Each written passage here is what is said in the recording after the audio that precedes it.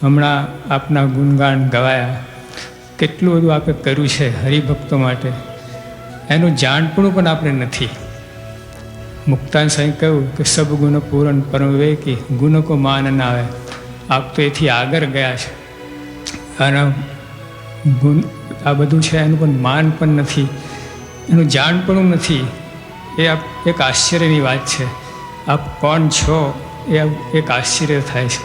આવું બધું કેમ હોઈ શકે? કોણ છે આ? બે એક જ છે.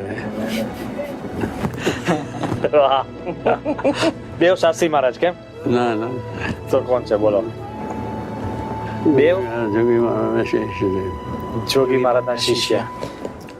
છતાંય આપ અમને મળ્યા છો. બીજી વાત, આપ તો અમને પ્યારા છો જ, પણ શ્રીજી મહારાજને પણ પ્યારા છો. શ્રીજી મહારાજને અતિ અતિ અતિ પ્યારા છો. એ કેવું કહેવાય? મહારાજે પોતે વાત કરી કે આવા સંતના દર્શનની ચરણ તો અમે માથે ચડાવીએ છીએ, એના દર્શનને અમે ઈચ્છીએ છીએ, એને દુખવતા થતાં અમે બીએ છીએ. આ બધું મહારાજે પણ કહ્યું. એવા આપ સંત છો એટલે અમે તો શું પ્યારા, આપને અમને પ્યારા લાગો છો. પણ હવે એવું બને, એવું આપ કરી આપો કે અમને આપ સિવાય કોઈ બીજું પ્યારું રહે જ નહીં. કોઈ વ્યક્તિ, કોઈ પદાર્થ, કોઈ ક્યાંય જગતમાં કોઈ કંઈ વસ્તુ જ ના રહે. એક આપ જ પ્યારા અમને બની રહો, એ અમારી પ્રાર્થના છે. બીજું, આપે તો બધું ઘણું કર્યું છે અમારા માટે. ગુણાતન સ્વામી કહ્યું કે 15 આની ગુરુ કરે છે, 1 આની આપણને કરવાનું રહે છે.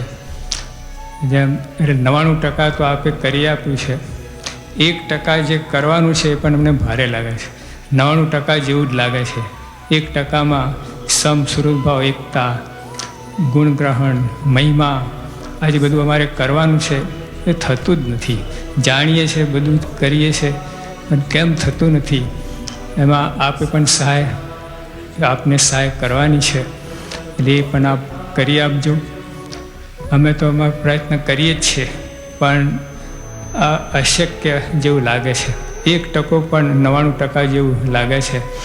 એટલે અને જો આ અમે કરશું તો આપને વિશે અમને પ્રીતિ ખૂબ વધશે, નક્કી વાત છે.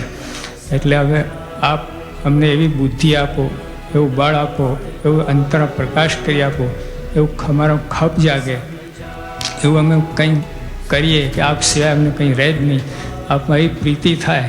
આપમાં પ્રીતિ એટલે શ્રીજી મહારાજમાં જ પ્રીતિ, અને એ આપ બે એક જ છો. એટલે એવું કંઈ બીજું તો વધારે શું માગીએ, હવે સમજાય એવું નથી. પણ ગમે એવા છે આપના છીએ, તે જ પ્રાર્થના.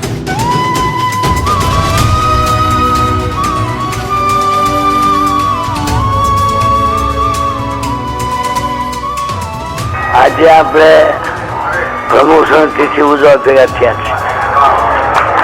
આજે શુભ દિવસ ગણાય. તેને કહેવાનો સિદ્ધાંત આવી રીતે 5 મિનિટ આપણે ભલે 12 વાગે અતિથિ ઉજવવી જોઈએ. કેટલા વાગ્યા કેટલા થયા છે? આરાધનમાં શું છે, 12 પૂરા કરું